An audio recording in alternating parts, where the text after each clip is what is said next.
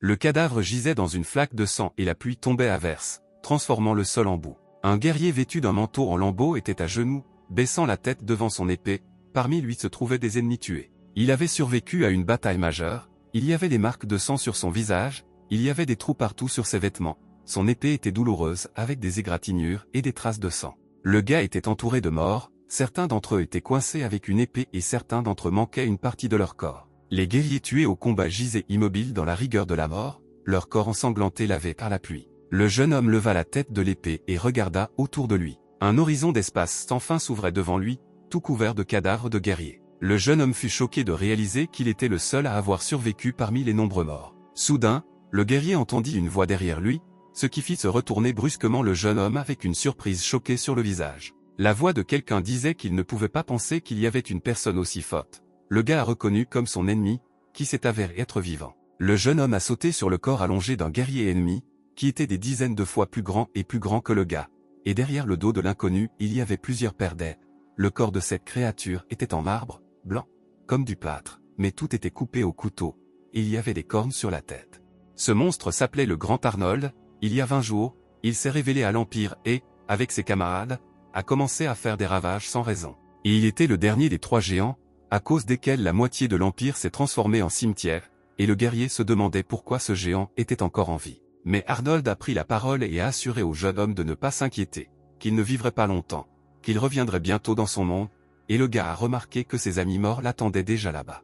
Le géant a été surpris par les paroles du gars à propos d'amis. Le jeune homme a précisé que les amis d'Arnold étaient les 2 qui l'accompagnaient. Le jeune homme a ajouté que l'un des géants avait été frit par notre dragon rouge colérique. Il a également ajouté qu'un autre géant avait été emprisonné pour toujours par un vieil homme nommé Léon. Le jeune homme sourit méchamment en réalisant que les 2 géants avaient eu ce qu'ils méritaient. Arnold a dit au gars de ne pas cacher la vérité derrière de faux mots et a ajouté que les enfants de la star étaient liés les uns aux autres. Le géant a déclaré qu'il savait que leur adversaire avait également été détruit avec lui. Et à la fin, il a ajouté qu'il n'y avait plus d'homme courageux comme celui-là. Mais le héros essayait de rester calme, il ne comprenait pas ce que signifiaient les paroles du géant, car il espérait qu'il était déjà mort. Mais Arnold lui a dit de ne pas prendre de vitesse, car sa fin était proche. Le géant a expliqué que si le jeune homme avait réalisé ses capacités plus tôt et avait commencé à les développer, il serait devenu un obstacle majeur sur leur chemin. Le jeune homme en fut offensé, il expliqua à la créature qu'il savait déjà que sa vie était mauvaise et il dit au géant de se taire et de mourir. Le jeune homme a marché sur l'œil du monstre et il a dit que le jeune homme était un homme juste et qu'il pouvait en être fier. Arnold a ajouté que le monde du gars finirait par disparaître, englouti par la lumière des étoiles. Mais le jeune homme ne voulait plus écouter le monstre. Le jeune homme leva son épée vers le haut et infligea un coup écrasant à son ennemi. L'énorme tête du monstre avec des cornes s'est envolée dans les airs sous la puissance de l'attaque du type. Cette tête tomba au sol avec fracas, et le jeune homme s'éloigna calmement dans l'autre sens. Le gars y réfléchit, il ne savait pas quoi faire maintenant de ce qui s'était déjà passé. Le jeune homme restait seul sous la pluie, ses pensées brouillées de souvenirs. Ses pensées le conduisirent vers le passé, où il se trouvait parmi ses camarades militaires. Soudain, un gars s'est assis à côté de lui. Ce jeune homme avait les cheveux roux et une cicatrice à l'œil. Les gars ont commencé à parler et après un moment, ils discutaient joyeusement de quelque chose. Ils sont devenus camarades et ont fait la guerre ensemble. Mais son ami est mort dans cette même bataille contre les géants qui ont semé le chaos dans l'Empire. Le jeune homme trouva les corps de tous ses camarades dans un des tas de cadavres. Le jeune homme se demanda quel genre d'orgueil les envoyait se battre jusqu'à la mort. Le gars pensait que ses camarades comptaient sur sa force et pensait qu'ils étaient aussi forts.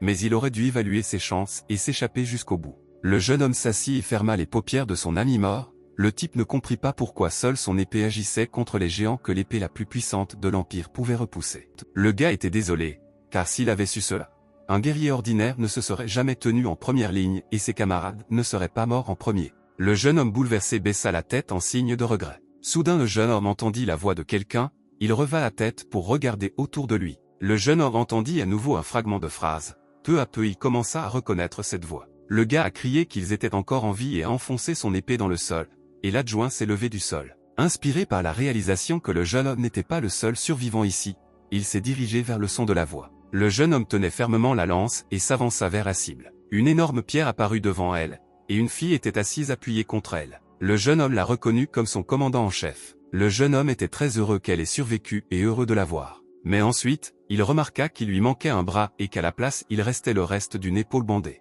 Le jeune homme fut choqué et l'appela Adèle. Le jeune homme remarqua qu'elle semblait sans importance pour un commandant. Mais la jeune fille a répondu que Ronald lui-même n'avait pas l'air mieux non plus, même s'il était caporal. Mais Adèle a changé de sujet pour un sujet plus excitant, elle a demandé si leur ennemi Arnold était vivant. Ronald a répondu que le monstre était déjà mort, qu'il l'avait tué et que le cadavre gisait à proximité. Le commandant en chef s'est calmé et le caporal a soudainement entendu quelque chose. Adèle a pleuré et a remercié Ronald. Le jeune homme resta assis en silence pendant un moment, regardant la jeune fille. Mais soudain, il lui parla et suggéra à la jeune fille que, puisqu'elle était si reconnaissante, il lui demandait d'écouter sa demande. Adèle lui demandait de quel genre. Le caporal a dit que lors de l'enterrement des soldats tombés au combat, selon le règlement, les corps sont soit laissés, soit brûlés. Pourrait-elle les traiter correctement cette fois aussi? Le commandant en chef a dit qu'elle n'était pas sûre, parce que le gars avait l'air plus vif qu'elle, mais la fille a suggéré que Ronald le fasse personnellement. Le gars a tenté de s'opposer à l'évaluation de son état, mais a immédiatement toussé avec une forte toux. Après avoir toussé, il y avait du sang dans la paume du caporal, il la regarda et dit qu'il n'avait pas l'air plus vivant qu'Adèle et qu'il pouvait mourir à tout moment. Ronald a expliqué au commandant en chef que la plupart du temps, il souffrait simplement de bêtises, il n'avait donc pas le temps de faire grand-chose, et c'est pourquoi sa mort semble extrêmement malhonnête. Adèle a demandé au gars, s'il survivait, ce qu'il aimerait faire, ce à quoi le jeune homme a répondu vaguement mais avec enthousiasme que la liste des choses à faire était tout simplement énorme. Et Ronald, regardant le ciel d'un air rêveur, a ajouté qu'en ce moment, une seule pensée lui vient à l'esprit. Le caporal a demandé au commandant en chef ce que c'était que d'étudier à l'académie. La fille n'a pas compris la question et a posé à nouveau la question au gars. Ronald a expliqué que les choses que disait cet énorme monstre le blessaient. Le jeune homme a ajouté que malgré tout cela, il y avait une raison bien plus importante. Le dernier souhait de sa sœur était d'envoyer Ronald à l'académie. Mais le caporal baissa la tête et dit avec désespoir que cela n'avait pas d'importance, car il retrouverait bientôt sa famille. Mais Adèle a essayé de s'opposer aux paroles du gars selon lesquelles lorsque la pluie cessera, une équipe de recherche sortirait. Mais le gars ne l'a pas laissé finir. Ronald a dit que tout était fini pour lui et qu'il ne comprenait pas pourquoi tout le monde autour de lui disait des choses insignifiantes. Soudain la pluie s'arrêta, les rayons du soleil apparurent parmi les nuages et reflétèrent leur lumière dorée dans la volonté de la flaque d'eau au sol. Le jeune homme et la jeune fille étaient perplexes face à un changement si soudain du temps, passant d'une tempête à une lueur claire. Ils ne comprenaient pas comment cela avait pu arriver, comment soudainement la pluie avait cessé de tomber et la tempête s'était apaisée. Mais soudain, une agitation éclata juste devant eux, le commandant en chef et le caporal devinrent perplexes et paniqués. Juste devant leurs yeux apparaissait ce qu'ils voulaient le moins voir dans cette situation. Une créature inconnue à 8 ailes est apparue dans le ciel devant ses camarades de bataille. Mais cette entité n'était pas seule, elle était entourée de nombreuses créatures similaires, mais toutes n'avaient que 4 ailes et leur corps était proche de ceux des humains. De plus en plus de ces créatures ont commencé à apparaître, elles étaient toutes semblables les unes aux autres. Et ils entouraient tout une entité qui avait 8 ailes, c'était le monstre principal qui apparaissait soudainement dans les rayons du soleil. Le caporal et le commandant en chef ne comprenaient pas d'où ils pouvaient venir, et même si nombreux, ils surveillaient leur apparition en silence et avec méfiance. Le désespoir apparut sur le visage d'Adèle, la jeune fille ne pouvait pas croire que rien n'était fini avec ces 3 géants. Le commandant en chef s'est rendu compte qu'en fin de compte, elle n'avait pas réussi à sauver le monde pour la 3e fois et qu'il ne lui restait qu'une seule chance, mais elle ne pouvait en penser à aucune. La jeune fille était perdue dans ses pensées, d'où elle fut ramenée par les cris du caporal. Adèle le regardait d'un air interrogateur, mais le type était menaçant et déterminé. Ronald a demandé à la fille ce qu'elle faisait et lui a dit de se ressaisir, le gars lui a ordonné d'utiliser la télékinésie ou quelque chose de similaire et de le vomir, car il ne pourrait pas les atteindre avec sa lame depuis le sol. Mais le commandant en chef ne comprenait pas comment, dans une situation aussi désespérée, le gars continuait à rester calme et obsédé par le combat. Le caporal a demandé à la jeune fille, perplexe, si elle n'allait pas tous les tuer, mais elle a demandé s'il allait sérieusement se battre même dans une telle situation. Le jeune homme dit sans aucun doute qu'il y allait et reprochait au commandant en chef de s'être déjà résigné et de s'être imaginé un plus beau cercueil. Ronald ajouta avec détermination que même s'il mourait, il ne devrait pas emmener ces créatures avec lui. Avec ces mots, le jeune homme balança sa lame avec confiance, se préparant à affronter le combat. Adèle a été complètement émerveillée par la détermination du gars, elle a été très surprise que le jeune homme n'ait pas abandonné même dans de telles conditions où il n'y avait aucune chance de gagner. Mais la jeune fille a immédiatement compris que Ronald était une telle personne, c'est pourquoi ils ont pu aller aussi loin. Le caporal a courageusement couvert la jeune fille de lui-même, se préparant à affronter les géants volants. Le commandant en chef a appelé Ronald, le gars s'est tourné vers elle et lui a demandé ce qu'elle voulait. Le gars lui murmura précipitamment qu'il était occupé et lui demanda d'arrêter de discuter, mais au même instant ses lèvres recouvrirent celles d'Adèle, l'empêchant de mettre fin à son indignation verbale. La panique est montée dans la tête du caporal, Il ne comprenait pas ce qui se passait maintenant et ne s'attendait clairement pas à un tel geste de la part du commandant en chef. La fille a donné au gars quelque chose de rond et de bleu brillant à travers un baiser. Le jeune homme était complètement abasourdi et a demandé à Adèle ce qu'elle lui avait dit. La jeune fille lui a chuchoté quelques mots à l'oreille.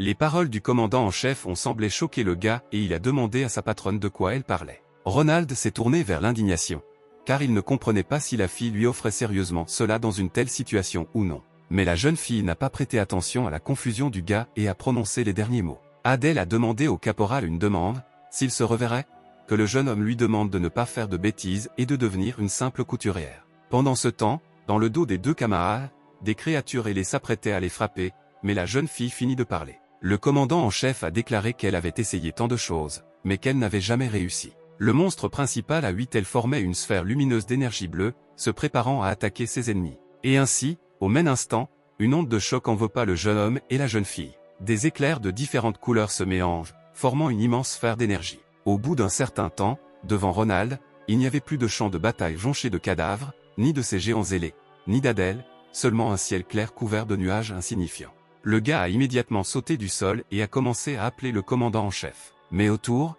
il n'y avait qu'un champ sans fin, des montagnes, une forêt, rien de comparable au monde dans lequel se trouvait le jeune homme il y a une minute. Ronald regarda attentivement autour de lui et remarqua une rangée de maisons au loin, apparemment c'était un petit village. De l'autre côté, il y avait une rivière où les enfants jouaient et nageaient sur un radeau. Le jeune homme reconnut cet endroit, c'était sa ville natale, la Normandie. Le caporal était assis sous un arbre et ne pouvait pas croire qu'il était réellement revenu dans le passé.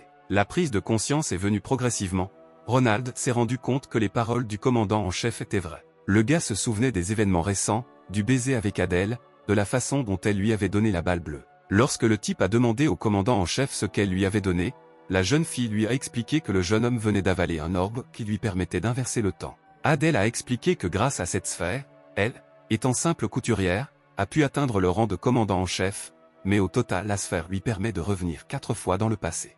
La jeune fille a ajouté qu'elle l'avait déjà utilisée 3 fois, il ne lui restait donc qu'une seule chance, c'est pourquoi elle a remis la sphère à Ronald, le pouvoir de détruire les géants. Enfin, la gérante a ajouté qu'elle était sûre que Ronald était la clé pour sauver le monde. La jeune fille a dit au jeune homme à son oreille qu'il devrait perfectionner ses compétences et elle était heureuse que ses désirs soient similaires à ses objectifs. Mais le caporal, se souvenant de ses paroles récentes, se rendit compte qu'il les avait prononcées ainsi, et le commandant en chef les prenait trop au pied de la lettre. La jeune fille a ajouté que si un homme veut étudier, il devrait alors aller à l'Académie de Francfort. Il y a beaucoup de personnes exceptionnelles là-bas et Adèle était sûre que cela aiderait le jeune homme. Et à la fin, la fille a ajouté que s'il se reverrait, elle a demandé au jeune homme de persuader son ancien moi de ne rien faire de stupide et de devenir une simple couturière. Après tout, elle a essayé tellement de choses, mais elle n'a jamais réussi. Après avoir retourné tout cela dans sa tête, Ronald fut envahi par un sentiment désagréable. Le gars a essayé de penser que tout cela n'était qu'un rêve et a commencé à se cogner la tête contre un arbre pour se réveiller.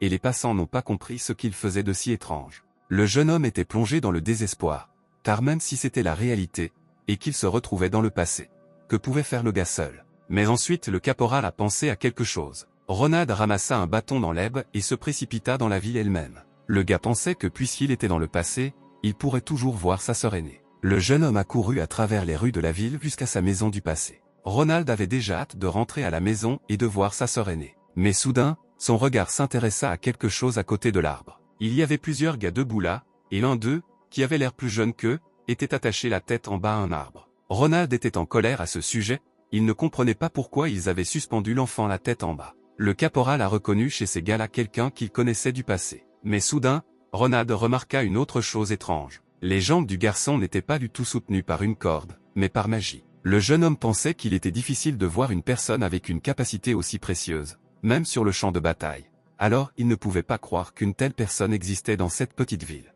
Le caporal a estimé qu'à cette époque il y avait des gens dotés de telles capacités. Un garçon aux cheveux roux entra dans le champ de vision de Ronald, l'air très intimidé. Red s'inquiétait pour l'enfant et ne comprenait pas combien de temps les hooligans continueraient, car à ce rythme-là, quelque chose de grave pourrait arriver à ce garçon. L'enfant a supplié les intimidateurs d'arrêter l'intimidation. Le garçon a ajouté aux hooligans qu'il n'avait vraiment pas d'argent du tout. Il a également tenté de justifier que les médicaments destinés à sa mère ce mois-ci étaient très chers. Ce à quoi le tyran a répondu qu'il s'en fiche de tout ça, qu'il ne fait que vider les poches de cet enfant et qu'il ne devrait pas s'inquiéter pour la santé de sa mère. Le méchant a ajouté que si le garçon voulait être un fils respectueux, il aurait dû gagner de l'argent. L'intimidateur s'est jeté sur l'enfant et l'a frappé au visage de toutes ses forces. Il a lancé un autre coup, et ses copains voulaient également se joindre à lui et n'attendaient que cette opportunité pour le faire. Mais ensuite une pensée vint à l'esprit du chef des intimidateurs, il appela le magicien aux cheveux roux qui se tenait derrière eux. L'intimidateur a ordonné à la rousse de soulever l'enfant jusqu'au sommet de l'arbre.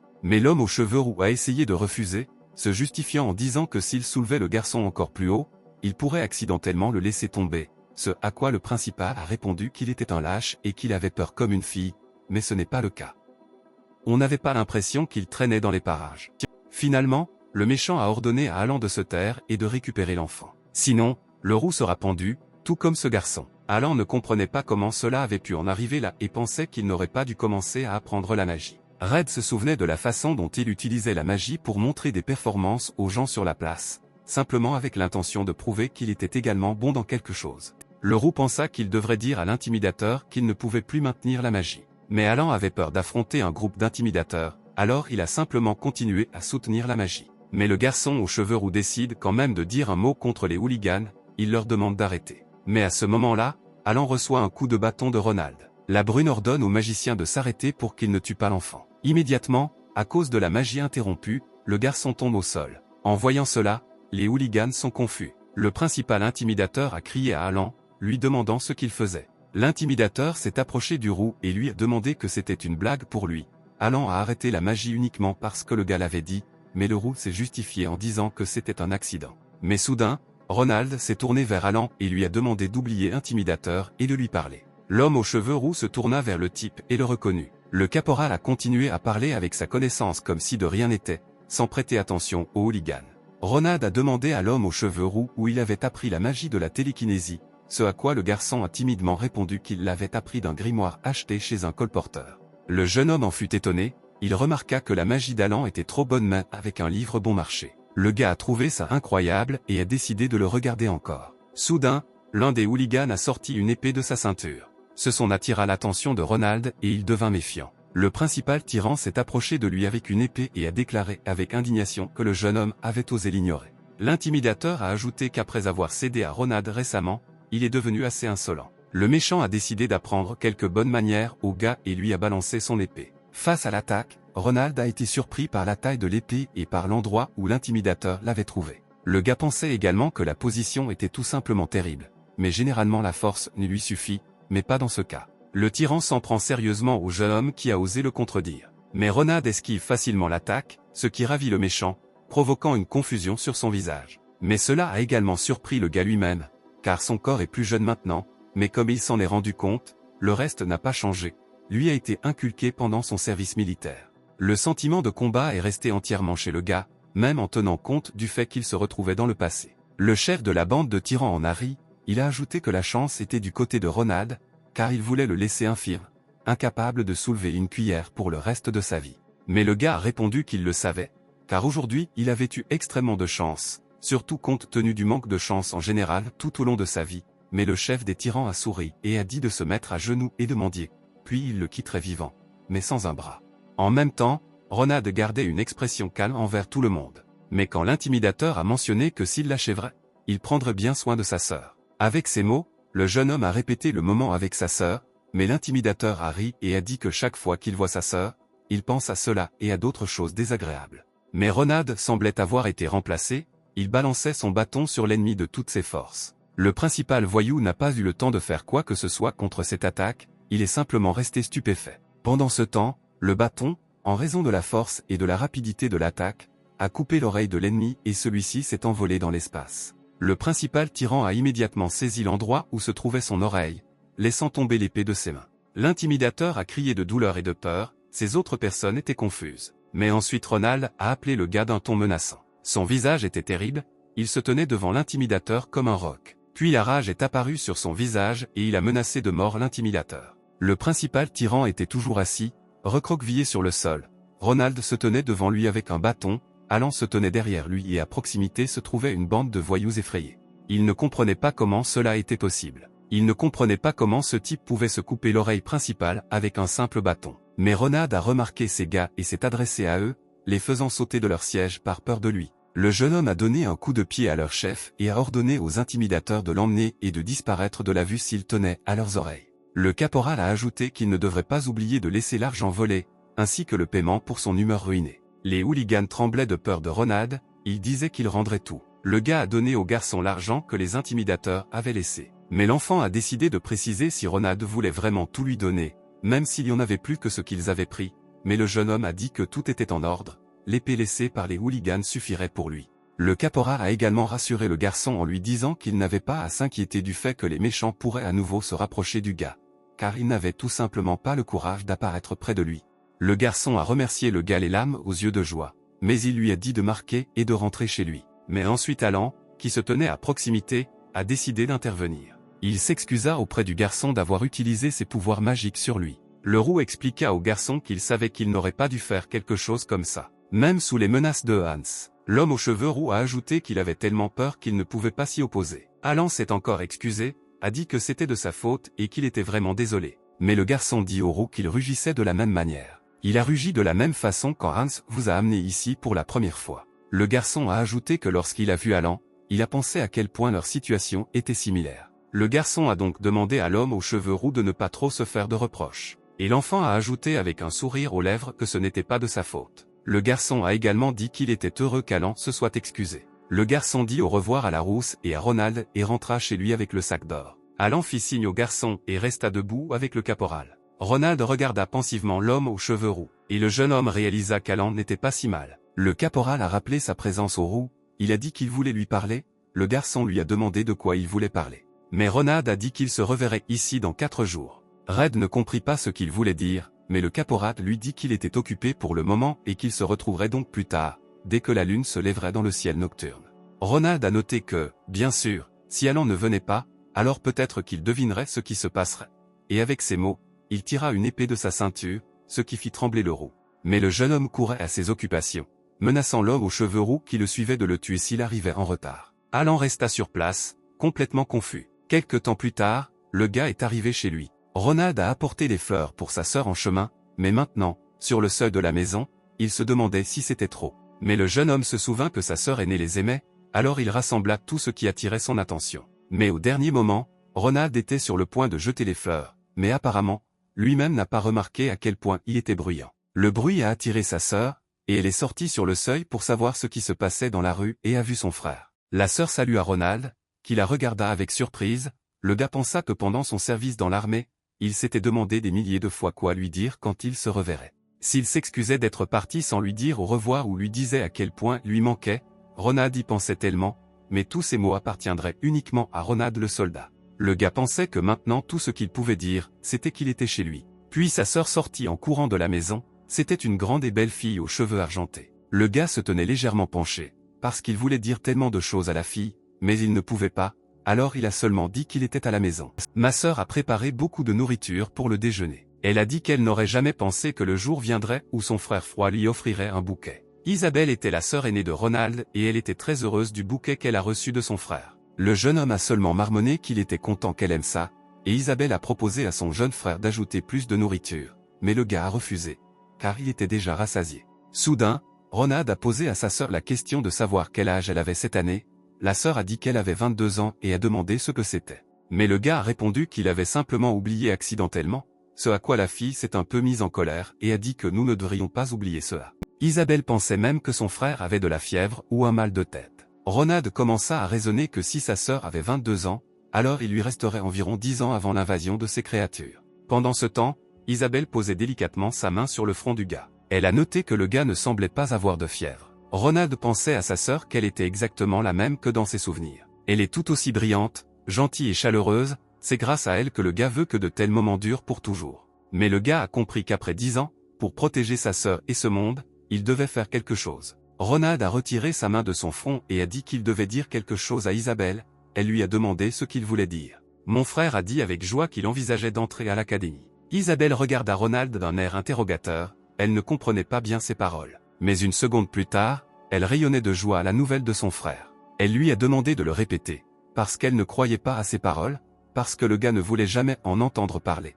Puis elle a commencé à serrer la main de son frère. Isabelle a soudainement couru quelque part. Ensuite, La jeune fille a commencé à trier toutes ses affaires, disant qu'elle savait que ce jour viendrait. Après tout, son frère est si intelligent et elle était sûre qu'il deviendrait le meilleur en tout, ce à quoi le gars l'a tranquillement remercié. Soudain, Isabelle plaça une immense cuve devant son frère. La sœur aînée dit à Ronald qu'elle lui avait préparé une surprise, la cuve était remplie de pièces d'or, le jeune homme était étonné d'une telle quantité. La jeune fille a expliqué qu'elle les avait secrètement mis de côté pour surprendre son frère au cas où il déciderait de s'inscrire, afin qu'il ait une chance de le faire.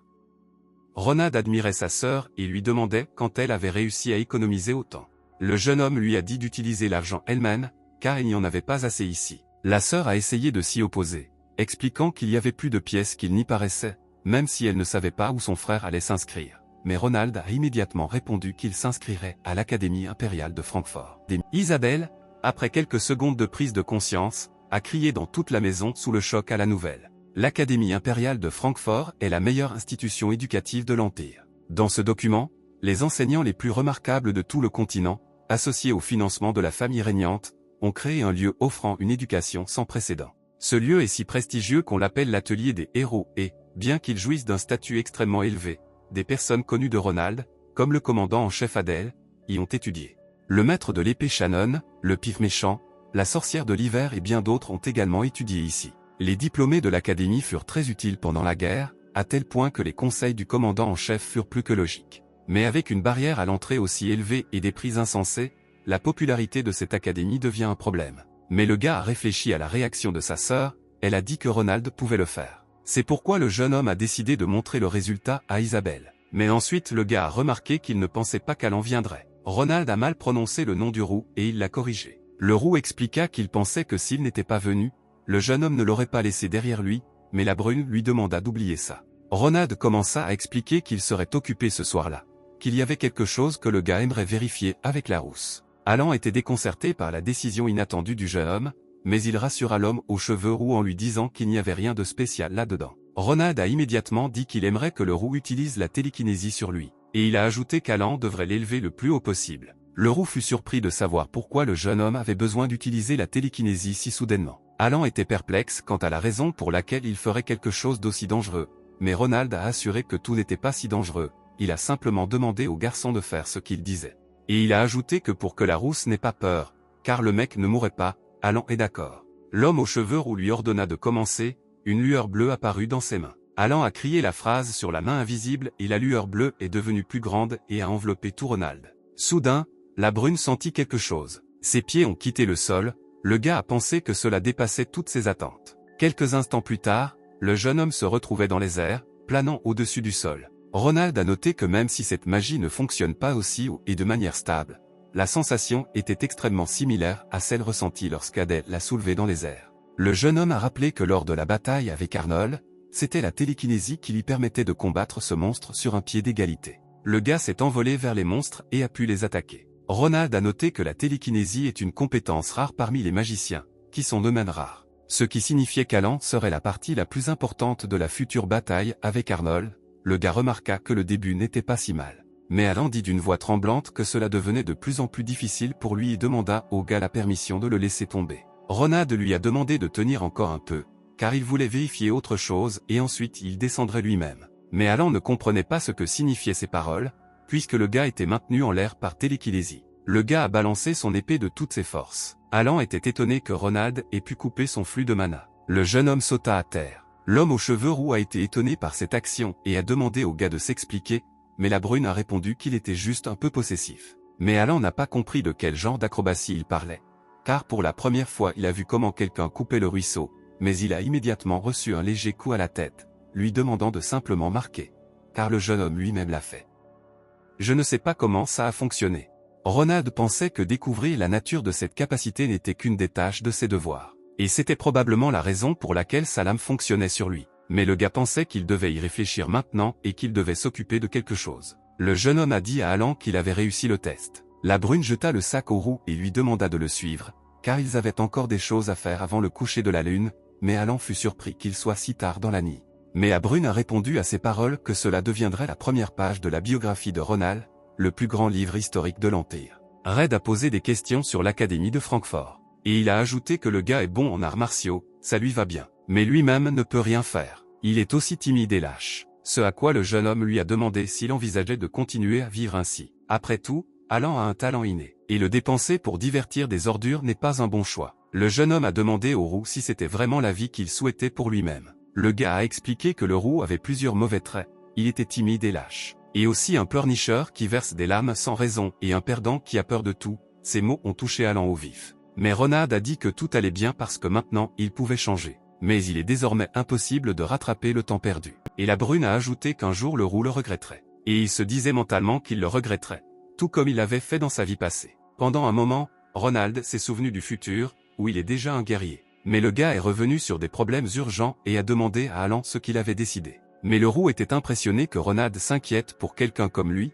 La brune l'a rassuré en lui disant qu'il ne forcerait pas sa vie, afin qu'il puisse revenir s'il le voulait. Le gars lui-même s'est retourné et s'est éloigné, disant au roux qu'il avait des affaires, mais Alan l'a arrêté et lui a dit qu'il voulait aussi changer. Red a ajouté qu'il irait à Francfort avec lui et lui a demandé de lui apprendre tout ce qu'il devrait être capable de faire. Cette décision d'Alan était uniquement entre les mains de Ronald, il a souri insidieusement. Le gars a retrouvé son apparence calme et a dit à l'homme aux cheveux roux que depuis qu'il avait fait preuve de courage pour la première fois, il avait décidé de lui faire passer le premier test pour le grand casse-cou Alan. Le garçon a immédiatement accepté et Ronald, se détournant de lui, a souri méchamment, car tout s'est passé comme il l'avait prévu. Alan a été choqué lorsqu'il a découvert quel serait son premier test. Les gars étaient assis dans les buissons, le roux a précisé si c'était vraiment son premier test. Le caporal a dit que oui, ça y est. Derrière les buissons, il y avait un feu près duquel était assis un gobelin lunaire. Et en plus, ce gobelin était un leader. Ronald, avec un regard épanoui, a demandé à l'homme aux cheveux roux quelle était sa tâche, mais il était sous le choc. Mais le caporal n'a pas tardé, il a dit que maintenant il était temps pour eux de commencer. Le gobelin de la lune est un type de gobelin que l'on trouve souvent dans cette ère. La plupart des gens les distinguent des gobelins ordinaires par leur peau jaune et leur corps défiguré. Mais la caractéristique vraiment unique des lunaires était leur amour fou pour l'or et d'autres trésors. Ils tentent souvent des embuscades aux marchands dans le but de les voler. Les gobelins rassemblent tout ce qui a de la valeur au même endroit et organisent une fête, qui tombe à la pleine lune, comme aujourd'hui. Le roux comprit pourquoi ils étaient là, et la brune ne fit que confirmer ses hypothèses. Ronald a dit avec enthousiasme dans ses yeux qu'aujourd'hui, il les volerait complètement. Alan a déclaré qu'il n'avait jamais entendu parler d'une telle chose auparavant. Qu'il existe des gobelins qui collectent des objets de valeur et organisent des vacances. Red a demandé comment le jeune homme était au courant, mais il a répondu évasivement qu'il avait ses propres sources, car il ne pouvait pas lui dire que dans une vie antérieure, il était tombé dessus par hasard. Par conséquent, le gars a simplement changé de sujet et a expliqué à Alan qu'il avait juste besoin de transférer tout leur trésor dans le sac pendant qu'il dormait. Mais le roux n'était pas sûr de la simplicité de la mission, car il avait peur de se tromper et de les réveiller. Mais Ronald a simplement répondu que s'il échouait, ils auraient des ennuis. Ces mots ont encore plus effrayé Alan et il a crié que la mission était trop dangereuse et qu'il valait la peine de penser à tout, ce à quoi la brune l'a traité de lâche. Ronald expliqua au roux, pour qu'il l'écoute, que pour qu'ils entrent à Francfort, ils avaient besoin de deux choses. Le gars a poursuivi en disant que, premièrement, ils ont besoin d'argent, car le coût de la formation là-bas est exorbitant. Et deuxièmement, ils ont besoin d'une réelle expérience, même si les moyens posent problème, mais l'expérience est plus importante. Ronald a ajouté que Francfort regorge d'aristocrates qui ont reçu la meilleure éducation depuis leur enfance. Et si Alan veut les contourner, il n'y a qu'un seul moyen. Ce chemin impliquait d'acquérir de l'expérience tout en risquant sa vie. Ronald pensait que ces gars étaient des adversaires idéaux, en même temps nous gagnerions de l'argent et gagnerions de l'expérience, deux oiseaux d'une pierre. Le gars a immédiatement demandé s'il avait un meilleur plan, ce que l'homme aux cheveux roux a refusé. Alors le jeune homme lui a demandé de ne pas discuter avec lui. Ronald tapota l'épaule du gars et lui dit qu'il pouvait commencer tout de suite. Alan utilisa sa télékinésie et commença progressivement à glisser tous les objets dorés du gobelin dans le sac du jeune homme. Rouge a progressivement déplacé les objets un par un dans les airs. Et la brune s'assit et l'encouragea, lui assurant qu'il en restait juste un peu. Et juste comme ça, Alan a progressivement rempli les deux sacs de Ronald d'or. Finalement, les deux sacs étaient remplis de trésors. Le gars a félicité l'homme aux cheveux roux pour son travail, mais lui-même ne croyait pas avoir réussi. En fait, Ronald n'en était pas tout à fait sûr, mais en fait, Alan a pu s'impliquer rapidement. La brune décida que le garçon était meilleur qu'il ne le pensait. Et en conclusion, il ajouta mentalement qu'il avait trouvé le pion idéal et vraiment précieux.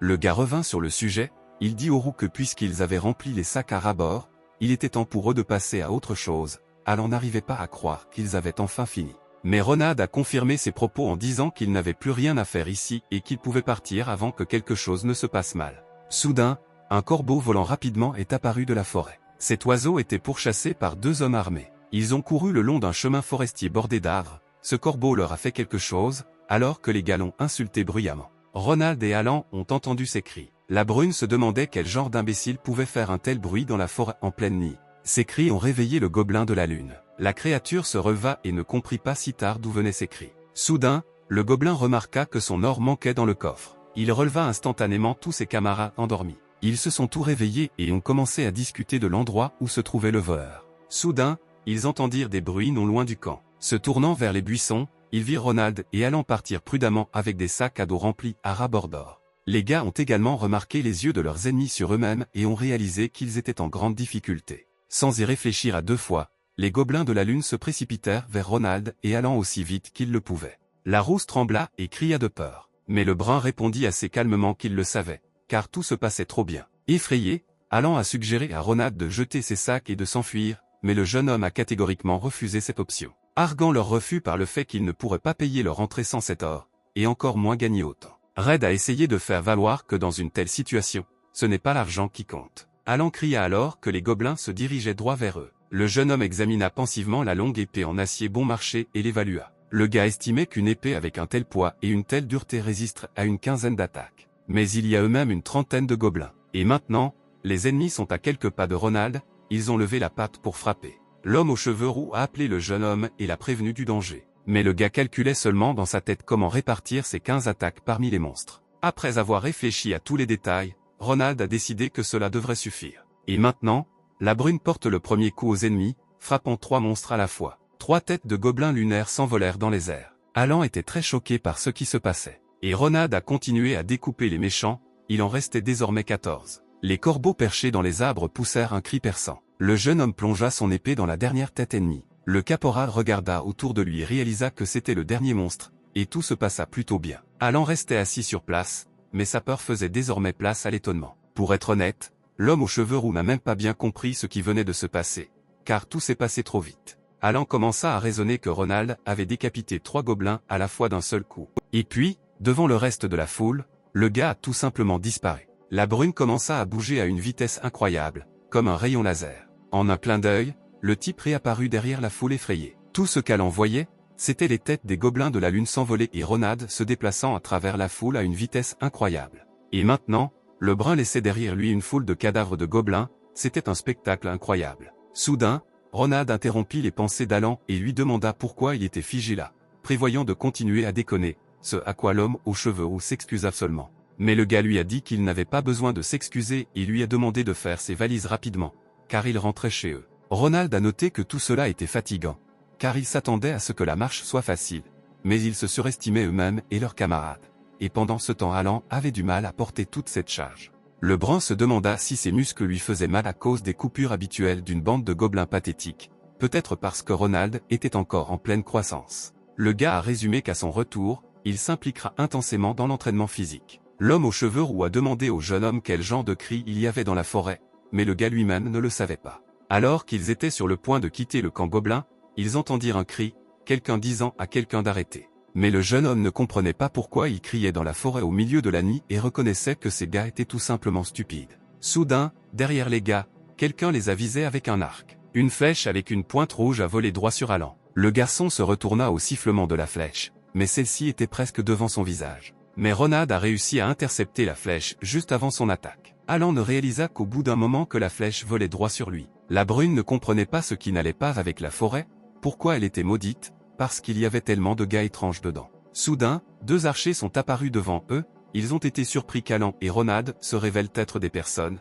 et des enfants en plus. Cela a tellement irrité le brun qu'il a cassé la flèche d'une main, comme une paille. Les gars se sont approchés d'Alan et Ronald et se sont excusés auprès d'eux avec le sourire aux lèvres. L'archer s'est justifié en disant qu'il pensait que quelque chose bruissait au loin et qu'il pensait que cela pourrait être un monstre. Pendant ce temps, il regardait les sacs des gars, complètement remplis de zloty. Le deuxième archer a déclaré qu'ils avaient failli tuer un homme. Mais Ronald a immédiatement vu clair dans leurs mensonges et l'a dit directement, car les gars n'ont même pas essayé de cacher leurs regards avides. La brune leur demanda d'arrêter cette farce et de répondre normalement. Il leur a posé une question directe sur qui ils étaient. Les 2 archers ont été déconcertés par l'inhospitalité inattendue de Ronald, qui a percé leurs mauvaises intentions. Mais l'un des étrangers continuait à sourire avec insouciance et disait qu'il avait oublié de se présenter correctement. Au même instant, il sortit un poignard derrière son dos et cria qu'il s'agissait de colibris. Ronald fut surpris une seconde, mais intercepta immédiatement le coup de l'ennemi. Tirant la main d'un des colibris vers lui, le type frappa la mâchoire de l'ennemi avec son autre main. L'archer a immédiatement craché du sang à cause de la force et de la douleur de l'attaque. Ronald a reconnu ses gars. Soudain, le deuxième des colibris s'est précipité vers le gars, avec l'intention de le poignarder. Mais la brune ne le vit pas, et Alan décida d'aider son camarade.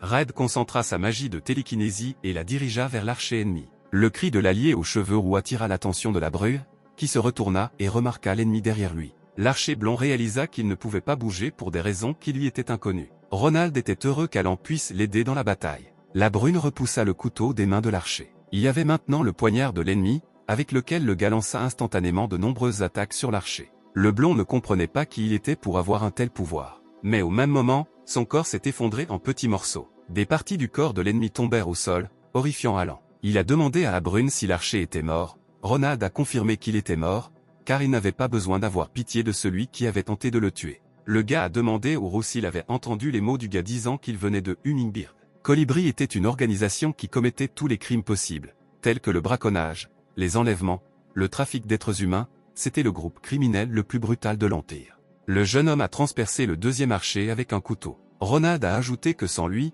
ces deux-là auraient déjà coupé les organes d'Alan, et lui-même aurait été tranquillement enterré quelque part. L'homme aux cheveux roux essaya de s'y opposer, mais le jeune homme l'interrompit et le traita d'imbécile, car s'ils avaient laissé partir ces méchants, connaissant la vérité, cela aurait été considéré comme un crime. Ronald a dit à Alan d'arrêter d'apparaître et de commencer à se préparer.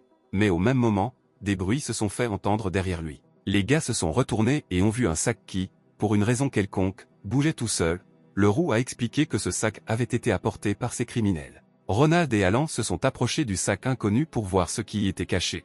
Le roux soupçonnait qu'il pouvait y avoir un animal capturé là-bas. Le brun ouvrit le sac et, dans son obscurité, ses yeux brillèrent d'une vive lumière bleue. Avec un grincement perçant, la créature s'envola hors du sac. Un étrange poussin bleu apparut devant les deux jeunes hommes. Ronald et Alan ont été étonnés par ce qu'ils ont vu. Pour la première fois de leur vie, ils ont vu un oiseau aux plumes bleues. Les jeunes hommes admiraient sincèrement le poussin qu'ils voyaient. Soudain, Ronald remarqua quelque chose, il y avait une sorte de chaîne sur les pattes de l'oiseau. C'était le piège du colibri. Leur chaîne de chasse, il perturbe le flux du mana de la victime et complique les mouvements. Brunet a noté qu'auparavant, il lui semblait que ces chaînes étaient utilisées dans des cas particuliers ou pour attraper des créatures uniques, alors peut-être que cet oiseau bleu était une telle créature. Soudain, le poussin parla et une lueur dorée d'une sorte de pictogramme apparut derrière lui. L'oiseau a dit que quelque chose s'était finalement connecté et avait ouvert les deux ailes sur les côtés, illuminant l'espace avec la brillante lumière dorée du pictogramme. Alan a crié, il était étonné que l'oiseau parle, mais Ronald a traité le roux d'idiot et lui a expliqué que cela n'arrive pas, c'est juste la magie de la communication. Le brun pensait que l'oiseau parlait dès qu'il sortait du sac, il pensait que le sac lui-même était capable de bloquer le mana. Il demanda à la voix s'il était le propriétaire de l'oiseau. La voix a immédiatement répondu que oui, il s'appelle William, et qu'en ce moment il étudie des créatures fantastiques, et cet oiseau Mike est sous sa protection. Peu importe combien William a essayé, la connexion n'a pas fonctionné, il pensait déjà à signaler cela, mais tout s'est bien passé, mais il a ensuite demandé qui étaient ces gars, ce à quoi la brune a répondu qu'ils n'étaient que des voyageurs vertueux.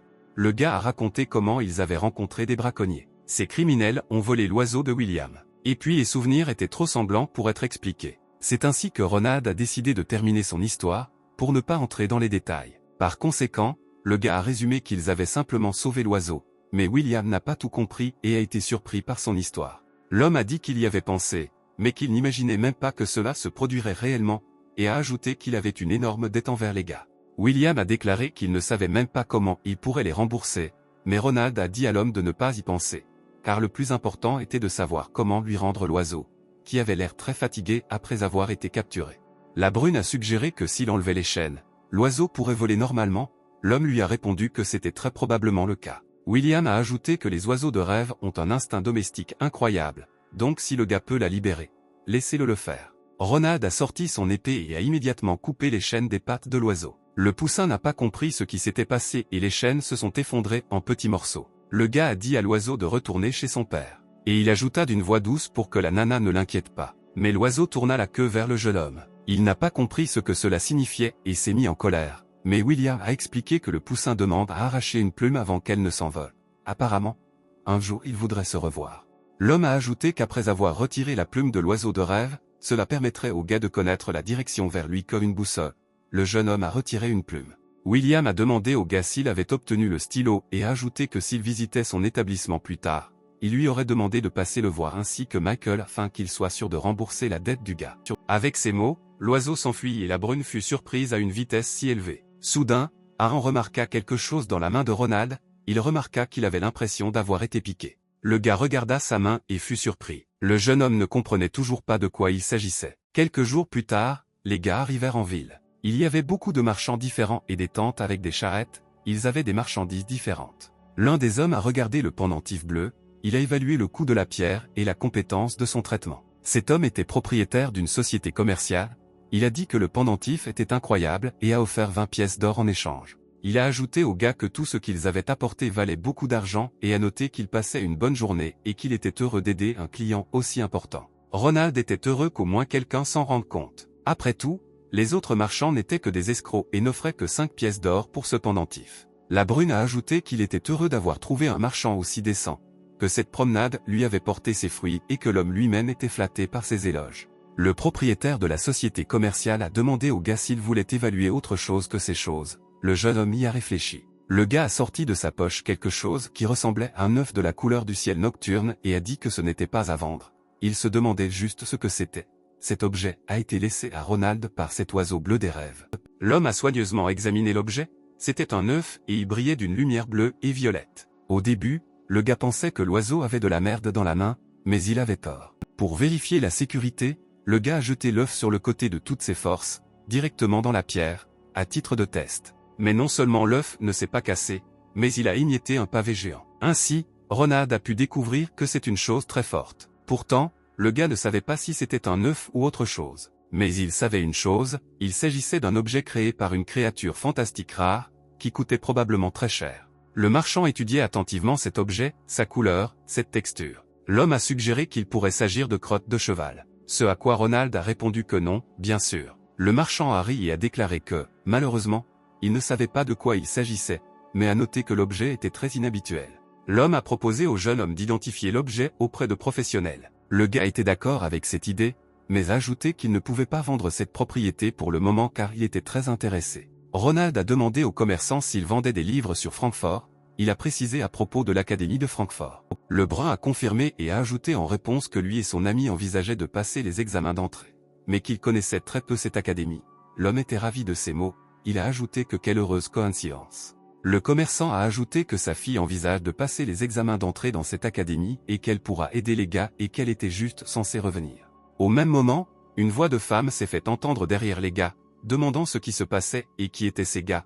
Ronald et Alan se sont retournés et l'homme a ajouté qu'elle était sa fille. Sa fille unique Maria, c'était une belle grande blonde. Les gars tombèrent un instant dans la stupeur à la vue de la fille. Ils regardèrent Maria, elle avait un regard froid et imperturbable. Le commerçant a demandé à la fille de saluer les gars, car il les considérait comme des personnes importantes avec lesquelles il venait de conclure une affaire rentable. Mais Maria était sceptique à ce sujet, traitant les clients de son père d'enfant.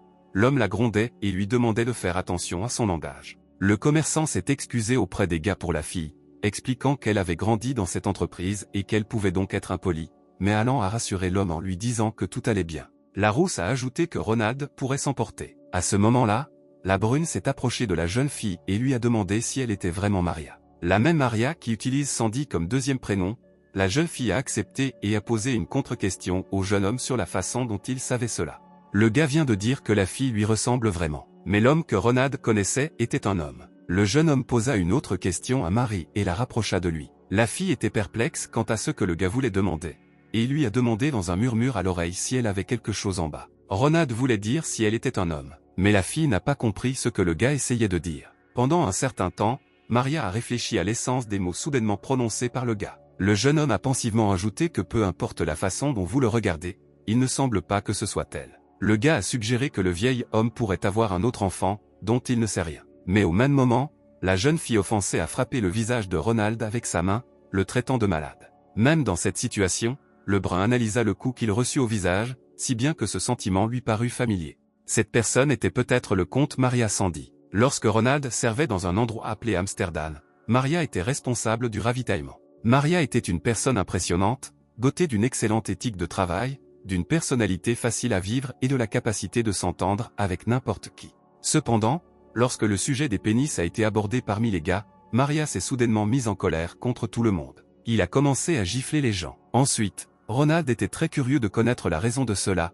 Le gars allait demander à son ami quand il se reverrait, mais l'occasion ne s'est jamais présentée. Après tout, Maria est décédée plus tôt, mais le jeune homme ne pouvait même pas imaginer qu'il trouverait ici la réponse. Le comte Maria est en fait une fille, elle était en colère que le gars, à cause de ses pensées, ait réagi au coup avec un sourire sur le visage. Et avec ces mots, Maria décida de porter un autre coup au visage de Ronald. Mais le brun arrêta la jeune fille en lui frappant la tête avec son poing. Le gars a expliqué qu'il s'était simplement laissé frapper une seule fois. Et même alors, parce qu'il s'était trompé, Maria lui lança un regard furieux. La jeune fille n'a pas abandonné et s'est cogné la tête dans la mâchoire de Ronald, l'insultant. Ils se sont battus, s'insultant de toutes les manières possibles. Pendant ce temps, Alan et le commerçant regardaient simplement en marge. Mais ensuite les spectateurs ont décidé de mettre fin aux violences et ont couru pour éloigner leur nouvelle connaissance des combats. Quelque temps plus tard, dans la ville de Tente, Alan ne comprenait pas ce qui se passait entre Ronald et Maria, car ils venaient de se battre. La fille a demandé si les inconnus avaient vraiment tout laissé au gars. Le jeune homme a accepté et a demandé à examiner Maria pour voir si tout allait bien.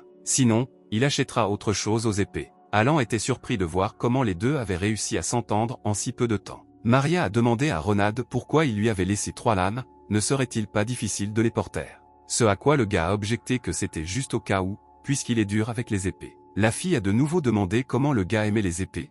Le jeune homme a répondu qu'elle n'était pas mauvaise, mais que cette épée en fer noir était la meilleure. Maria a expliqué que le fer noir est assez résistant, c'est donc un objet que même les chevaliers célèbres recherchent. La nouvelle amie a ajouté qu'elle ne savait pas à quel point le gars était dur avec l'épée, mais il était peu probable que celle-ci se brise. Tandis que le gars était déjà dans ses pensées. Il admirait le fait que c'était une épée de fer noir, et dans le passé, c'était son arme préférée.